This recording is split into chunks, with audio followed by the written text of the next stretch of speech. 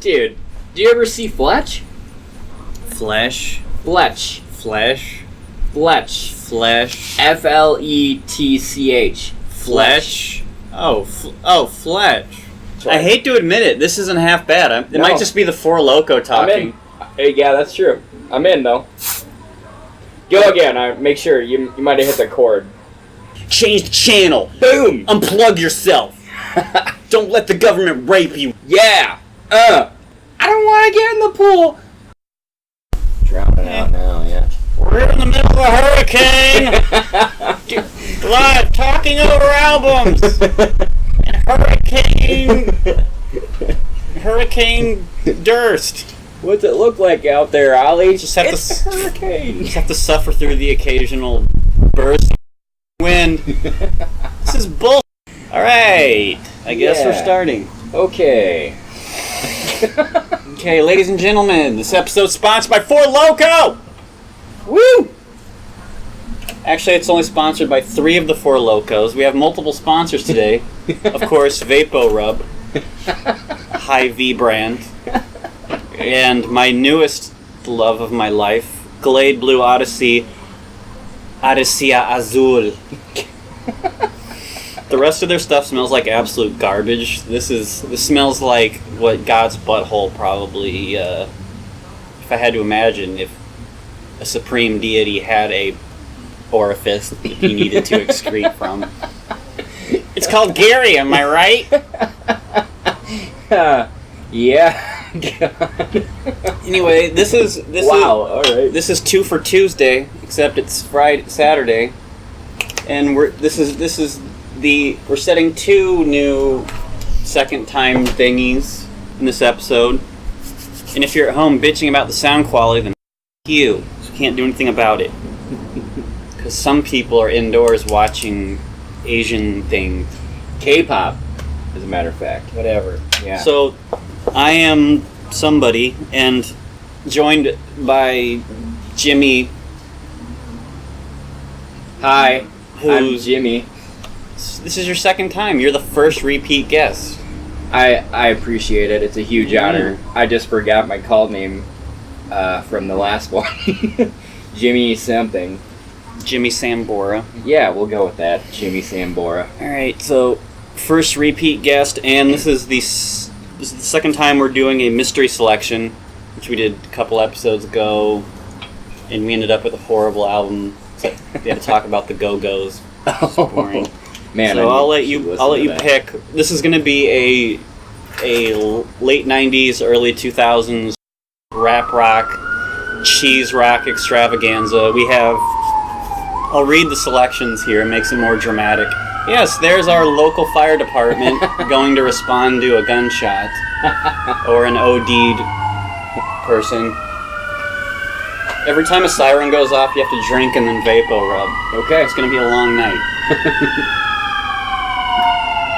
This is exciting. I want to do a podcast where I can get like a mobile system where we just walk around. Okay, so we have Limp Bizkit's Rectal Nuts. Revolution Truths. Okay. So Revolution is the truth or something. I think it was like the Undisputed Truth Part 1. Creed, Human Clay. Nickelback, Dark Horse. POD's self-titled. The Long Road, I think that's also Nickelback. Damn it. They have good odds of winning this. Hot dog flavored cherry water. Also Bizkit. Creed's... Wait, do I have Creed's Weathered in here twice? Or did I already... Whatever. Oh, I don't know. And then Vanilla Ice is To the Extreme. He's a bit of an outlier on this one, but... Alright. Choose wisely. I'm going to hate it regardless of what it is, but me Jimmy too. is reaching in. We'll mix them up. Just mix them up a little. Drum roll.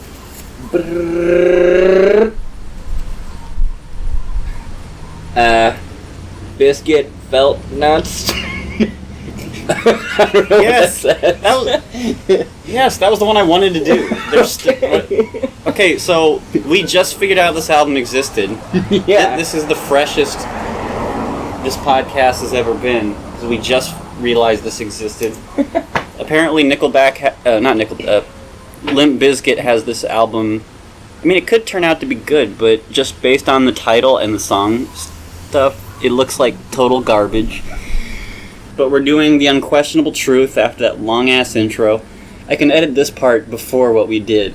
It's the power of editing, but I probably won't because I don't like spending any time on this podcast. Right, sure. And then I bitch about people not listening to it.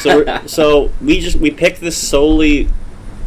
Well, it survived the hat, but we put it into the hat based on the sweet ass album cover. This came out in 2005, way after Limp Bizkit's decline. Yeah. It has a bunch of skulls. It looks like, Soviet era propaganda stuff. It has a bunch of skulls marching in unison with a skull with a Soviet hat, Sieg Heiling, and the album is called The Unquestionable Truth Part 1.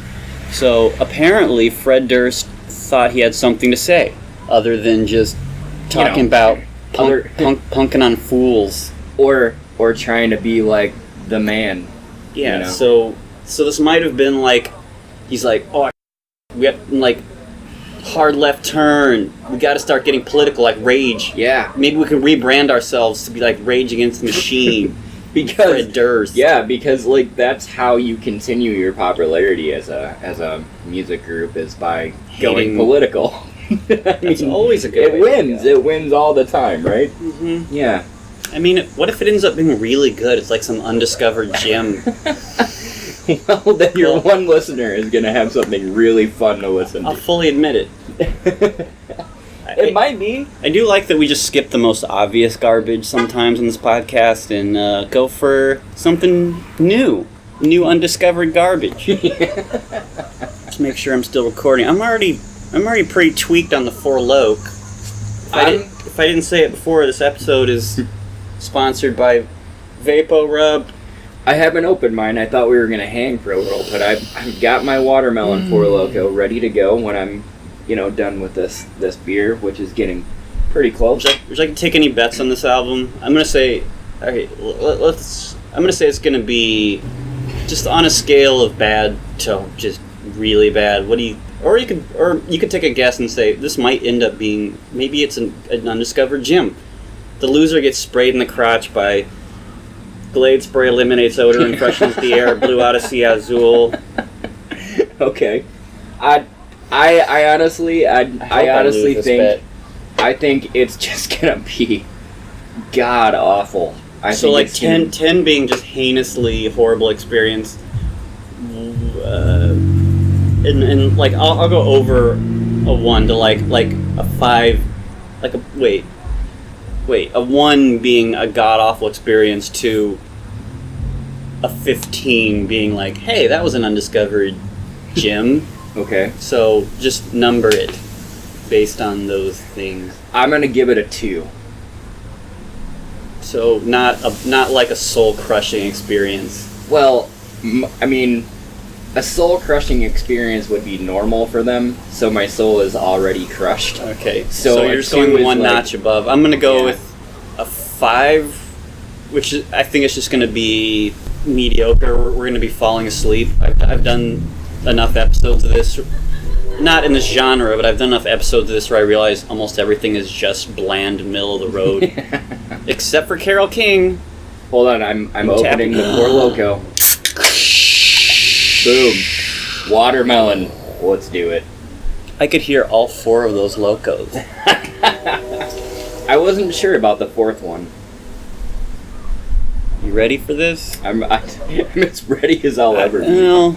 We haven't even... Alright, we're 10 minutes in, we haven't even talked about Limp Bizkit. Oh. Okay. Let's talk about Limp Bizkit. Okay.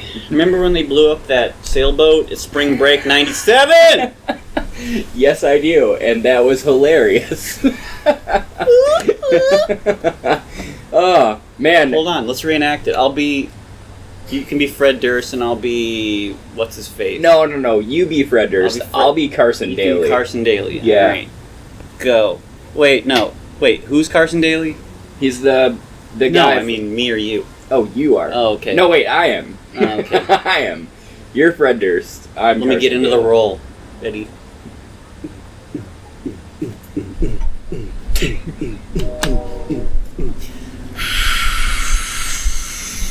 Whoa, Fred! That was the greatest concert that's ever happened in the entire history of the universe! What are you gonna do now? Rewind. Too much enthusiasm. Oh, okay. You're Carson Daly. Okay. Rewind. Alright. Wow, Fred. That was the best concert that's ever happened in the entire universe. What are you guys gonna do now? I don't know. What do you think we're gonna do? What's your name? Carson. I remember when you had Eminem on here. You didn't give him half the respect that you're giving me right now because I'm the Well, that's because... Spring Break! That's because 1990. It's 1997 right now. That's because Eminem is a legitimate artist and actually, like, has some, artistic you, Stephen value. Colbert. So, what are you gonna do now, Fred Durst? What do you think I'm gonna do?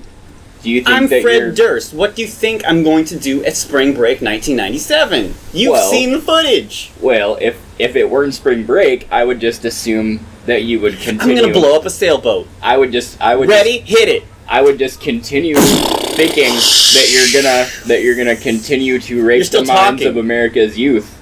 Well, I have questions. You're still talking. The boat just blew up and you didn't even see it. No, we all saw Spring Break. So, hey, I got a question. I ask the questions. Where's the guy from that one band who was in Sharknado 2? Which guy is that? I don't know. I'm kind of coming out of character because I can't remember. This is not 1997. Sugar Ray. Where's Sugar Ray? No. There are soulmates. No. You just... We're gonna bring Busta Rhymes over here because he's the closest black guy that we have. Someone call my name!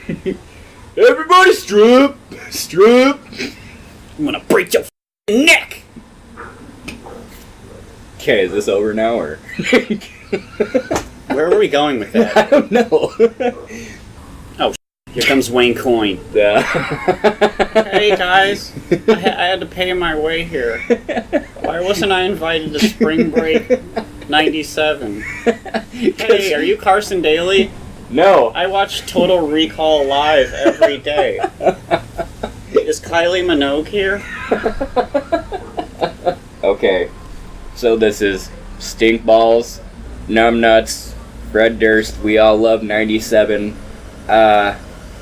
Coming up next on Total Request Live is a Limp Bizkit album. This is kind of f***ed up because we haven't even made this album yet. This doesn't come out for like another 8 years.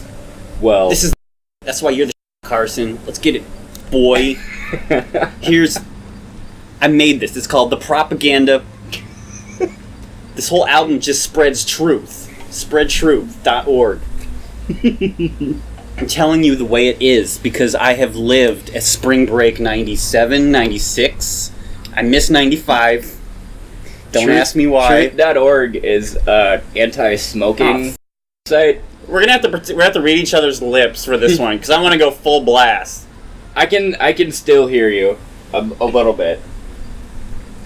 Oh yeah, they went full on Rage Against the Machine here. Yeah, they did. This is sweet. They did. We're gonna have to keep the shtick going because I have nothing to say about this album. Well, I mean, I don't either. Is this the Limp Bizkit dance? For those of you that can't see this, it's like hands waving his hands forward. Yeah. It's kind of like raising the roof, but you're like pushing the roof forward. It's like raising the roof, but worse. You're raising the roof and then pushing it away because you're like, damn, too much rhythm. There is not a lot of rhythm here. Oh yeah, they went full on Rage Against the Machine. Yeah, they must have gotten what's the guitar player's name? Tom Morello. Wes Borland. They must have gotten Wes Borland back, right? I mean, he was the only savior of the band. He was the guitar player. Who? Bizkit? Yeah. And the monkey guy. Yeah. So he was like the standout star, even though Fred Durst took the credit for being the front man. But like, he did stuff on guitar sometimes, but it was really funny to watch him because it was like, you can very well tell that they just like turned the volume of his guitar down and he was just strumming and playing passionately. Oh, there's sirens. We gotta drink and vaporub. I wish I hadn't brought that up. So I still don't know what the propaganda is. We're like 2 minutes in, but I don't feel like I'm understanding the message. This is why if the podcast became like a full production where I'm like Joe Rogan or something, yeah, I would hire somebody to like tell me a lyric person. Yeah. He'd be like, "What is he saying now?" We had that for one episode. And we had Nathan. This is a nightmare. Yeah. Okay. This is rocking pretty hard. Yeah, as long as you're okay with your rock band ripping off everything. Hey. Hey, Carson. Yes. What's up? It's me, Eminem. Yeah, Eminem. How you doing? Have you seen man? Fred Durst? I haven't seen him. No, I'm sorry. Have you seen Kylie Minogue? I haven't seen her. Have you seen that nerd from the Flaming Lips? I haven't seen anybody. Fred Durst. I haven't seen anybody since my career broke up in the early 2000s. You motherfucker. Next time I sit at you at the CMA Awards, I'm gonna stab you in the vagina. Scuffle, scuffle, scuffle, scuffle, scuffle. It hurt. It hurt. Did another boat just blow up?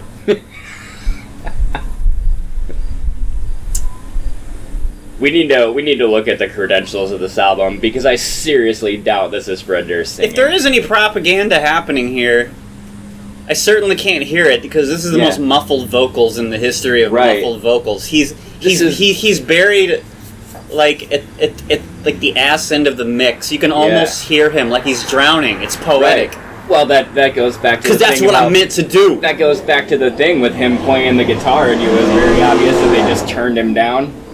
I don't think this is Fred Durst singing. That's what I'm saying. I don't think it's him. Alright, here comes the truth. We had the propaganda, here's the truth. Yeah. This is the way I intended it, because I'm Fred Durst. And I'm drinking Four Loko here at Spring Break 97! 97! Woo! Yeah. We've got Roseanne Barr tending bar, because it's 1997. How do you feel about that, Fred? That makes sense. Now I am Carson Daly. Hey, you know what's great? Having little to no talent and somehow winning a VJ competition and then becoming an overnight sensation on MTV because I'm the most boring person on the planet. How do you feel about that, Christina Aguilera? Well, I don't really watch much MTV because I don't really feel like music. I don't really feel like MTV. Can I just shut your hole for a second and ask you, how did you feel? How did you feel about Eminem, who just made fun of you 2 seconds ago at Spring Break 1997 here in Daytona Beach, or wherever we are? Well, it's wherever we are. I just don't like it because I'm a feminist. And I'm going to bring my friend Paris Hilton, and she is going to come here and slap you.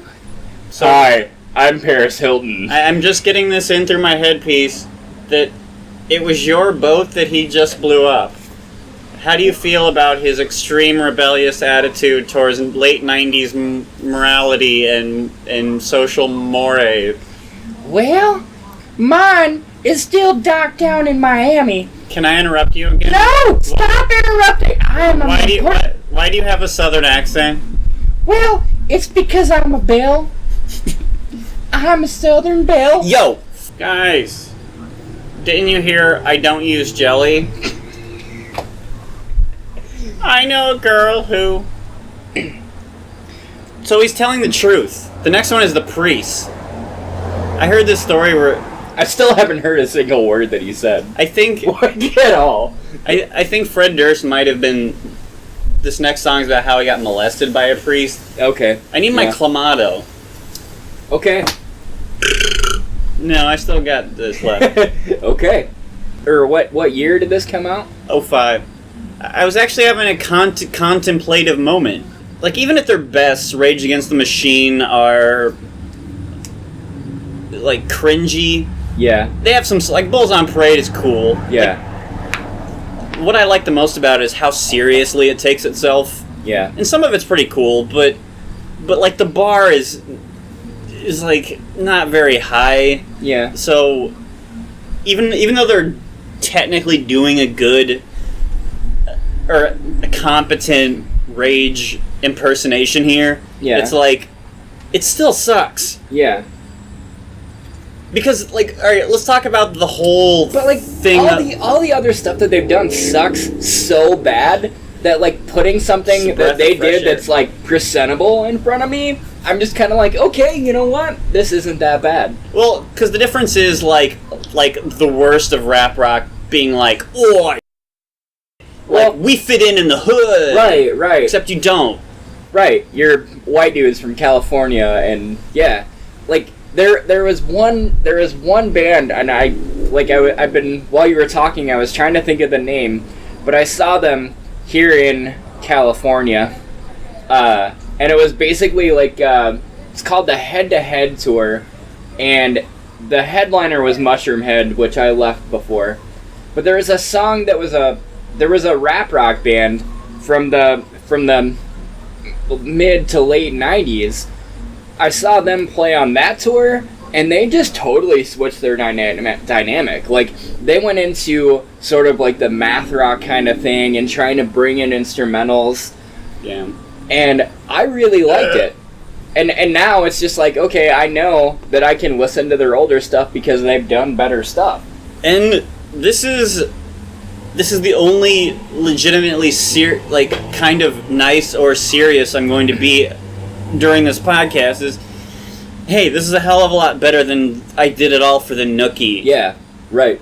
Because one is like, it still has like musically, it's not really that much better, because if you listen to the time signatures and the stuff that's going, they just added stuff to here the comes same... the priest to molest us. Hey, it's me, Carson. Hey, it's me, hey, who all up in the hizzy at Spring Break 97 has been touched by a priest? So a lot of people, apparently. Let's blow up another boat full of priests. Hi, it's Paris Hilton. Oh my God, Please Paris. Who knew that Carson Daly would survive all of this? And the guy like Craig Kilborn, originally from The Daily Show, like, he didn't. I know, and he was great. Yeah. Like, I even like that weird show. Here's the priest. Okay.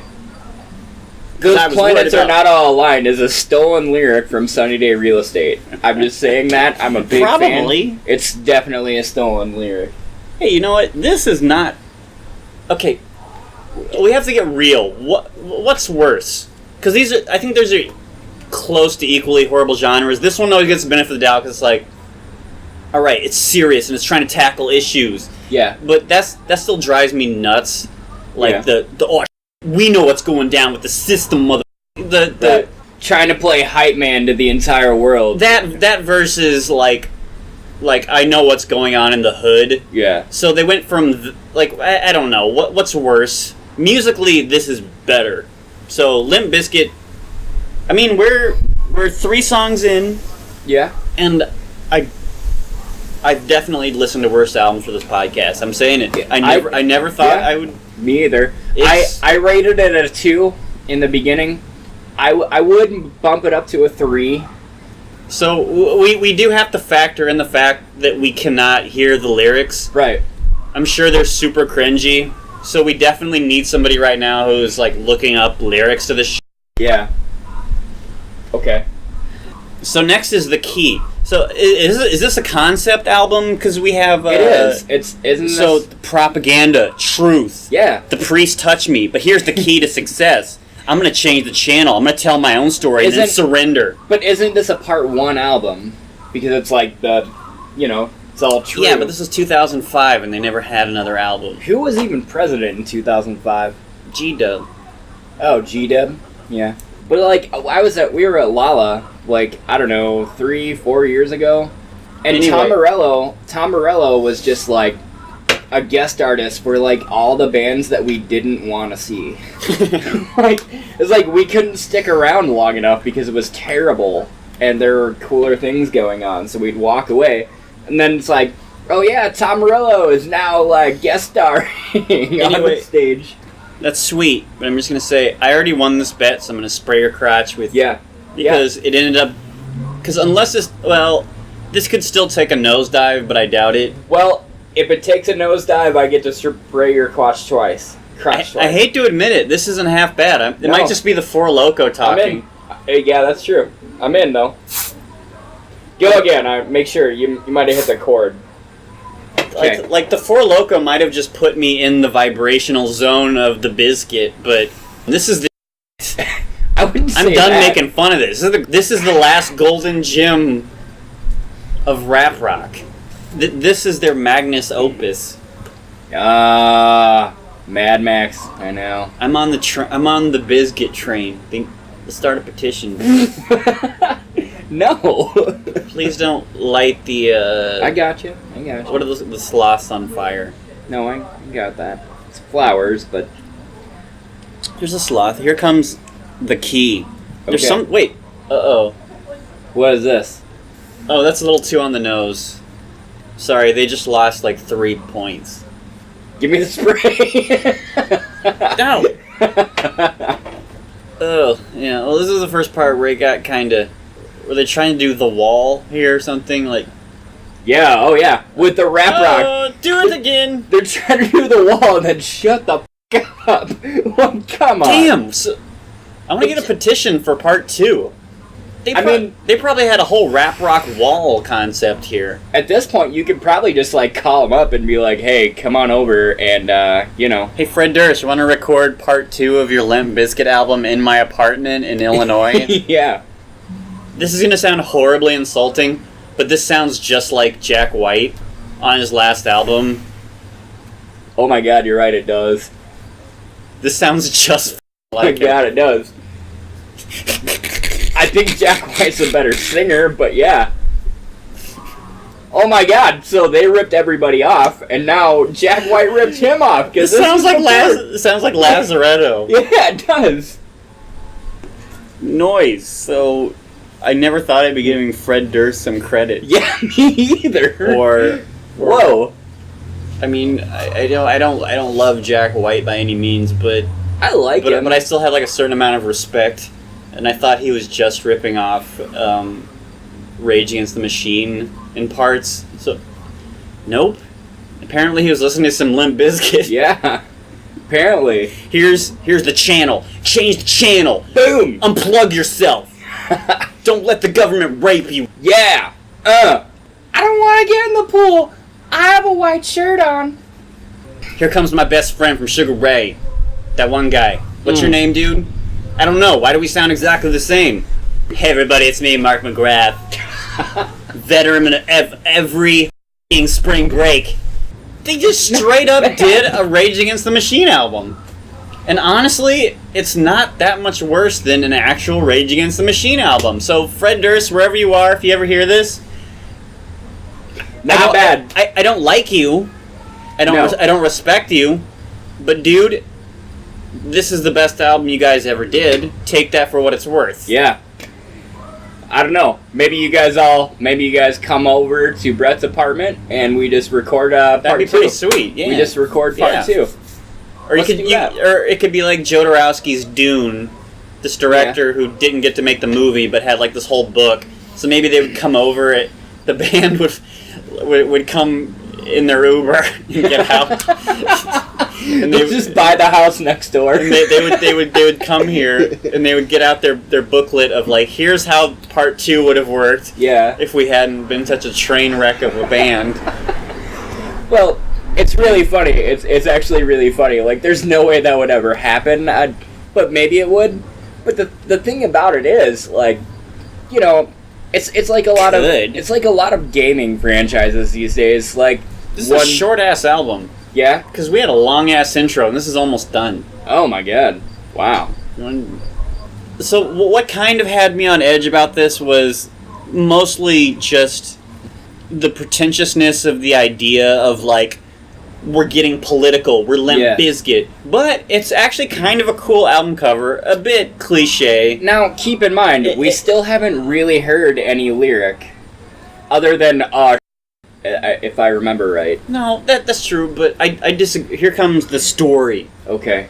But I disagree. I think even if you can't hear what they're actually saying, it's like, yeah, if you dive too deep, it can start to get like, okay, that's kind of dumb. But I think most lyrics are just like syllable, how it fits into the flow of the song. Yeah. So like, I guarantee, even if you delve pretty deeply, it wouldn't make it that much worse. Because you can still kind of tell on a surface level without paying much attention. Right. Because, so, it might be juvenile. So, like, the whole concept might just be dumb and juvenile. But damn! But this got me on board. Musically, it's 100% better than anything else I've ever heard. I'm giving Fred Durst some vaporub. I don't need it, because I'm blowing up boats at Spring Break 97. Hey, guys, can you just help me? I'm trapped in Spring Break 97. This is my purgatory. I can't get out. It's a hurricane going. Here in Cancun, I guess. I don't know. Wasn't it in Florida somewhere? Let's sing it right now. Okay, what are we singing? Because this is too good. This is too good. There's nothing to talk about. No, it really isn't. What's a hard one to do? What's a Sugar Ray song? I don't know. Every morning there's a halo hanging on the corner of my girlfriend's four-post bed. I know it's not mine, but I'll see if I can use it for the weekend or a one-night stand. Witchy. You ever wondered something? How the world gets ready? Spraying your crotch with vaporub. Alright, that was an awesome performance. Next, I'm gonna get some boobs rubbed in my face. Spring Break 97. This is fucking good. It is. Why is it so good? We both lost. Yeah, we did. None of us had to get... That means I get to spray you in the crotch, too. To even it out. Yeah. Ah! Like, I sprayed myself in the crotch again, because I'm like, oh my god, I can't believe that this is actually good. We both lost. No, it's... This is not even close to the worst. Is this over? No, we still have the surrender. So yeah, the lyrics will probably detract some points from this, but this is not bad. No. Like, this is not offensively bad by any means. No. And this is not, like, nothing on here has even come close to the Nookie. Yeah. Or what were some of their other songs? Oh, remember that he said, she said, bull. Quit talking that something. Yeah, like, because it's just like night and day, where, like, poser rap rock of, like, check it out, sort of thing. Like, it's basically Vanilla Ice, that's why I put him in the hat. Yeah. They did a competent... Oh, is this it? Because No. there's a speedboat. No, they were talking about a speedboat. I blew that gecko up, bitch. Here comes the surrender. I hope this is like a U2-esque song. Yeah. Where's Fred? Just like No, really... the best part is you can't hear him on any of these songs. I know. Except for the one lyric that he definitely stole from Sunny Day. Alright, here's the surrender. Okay. And what I love best about this is this album is short. Yeah. Granted, it's part 1, and part 2 never came out. So Fred Durst, if you ever want to do part 2, I'll help you out with it. Yeah, me too. I have like $30. Yeah. So I'll help you just with the Kickstarter fund. You just buy a house right next to this apartment. They're surrendering. Uh-oh. Okay, this one does sort of sound like every song on 90 I Rock. Here comes the He's rooster. a victim. Fred Durst is a victim. Finally, he admitted it. I'm a victim. That's half the problem. Nobody likes me. Let's sing the rooster. Ready? They come to check the rooster. Unless this picks up, this album was almost perfect. Yeah. And you know what? They almost had me. I might almost listen to this album maybe again at some point in my life. Yeah. But I never expected that. Me either. Because the album cover just looked like a pretentious sack of shit. Yeah. So Fred Durst and Monkey Guy, whatever his name is, God bless you. Wes Borland. Okay, so there's one weak spot on this otherwise perfect album. Yeah. He's trying to be 9 Inch Nails right there. You can never be Fred Durst. No. That whiny thing is very specific to 9 Inch Nails. What's his name? God, I can't. Why can we not remember I can't. Well, Nine Inch the Four Nail? Loco. Trevor. Trent Reznor. Trent Reznor, that's it, yeah. Yeah. And he's such a muscular guy, too. Like, the way that he does stuff. He, like, pinches his voice and does this kind of, like... Yeah. What? I mean, I don't like the albums that they put out since The Hand That Feeds, whatever album that is. God, they almost had a perfect album here. Yeah, they almost did. I want part 2. Right. I never thought I would say anything good about Limp Bizkit. Me? This is confusing. This isn't even that bad. It's just like a kind of... It peters out, but it's not, like, offending me. And it's short. Alright, final thoughts. Even with that long-ass intro we did, this is only 48 minutes long.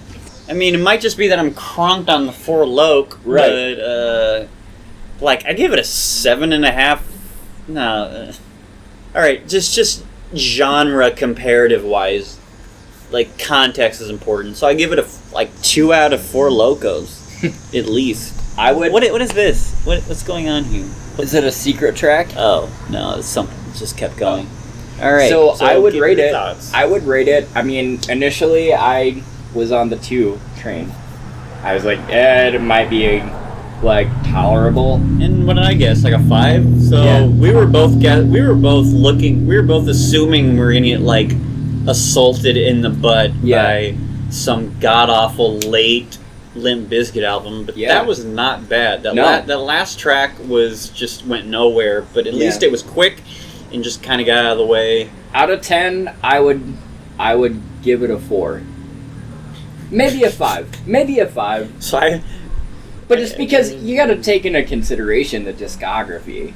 You know, like, you can't just get popular for a bunch of terrible stuff and then finally make a good album years later. You can't punish them for all of the crap they did.